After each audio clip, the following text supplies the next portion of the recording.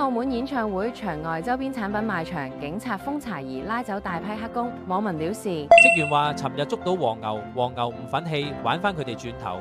黃牛大戰黑工。韓國男團 BigBang 成員權志龍喺世界巡迴演唱會，尋日起一連3日喺澳門站展開演出。今日朝早有網民分享會場遭警察封場拉人嘅片段。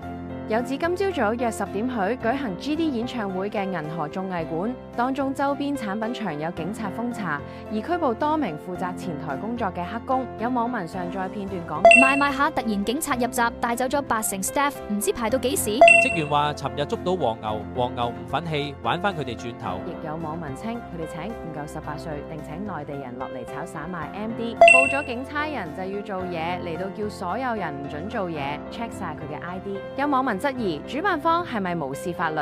亦有網民貼出截圖指，早前已經有人喺內地社交平台發布該演唱會相關嘅兼職，而公開招聘黑工。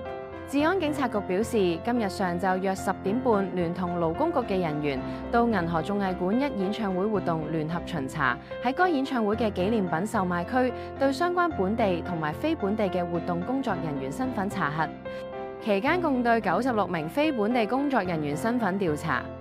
另外將2名相關負責人帶返治安警察局作進一步調查，有關事件仍然喺度跟進調查中。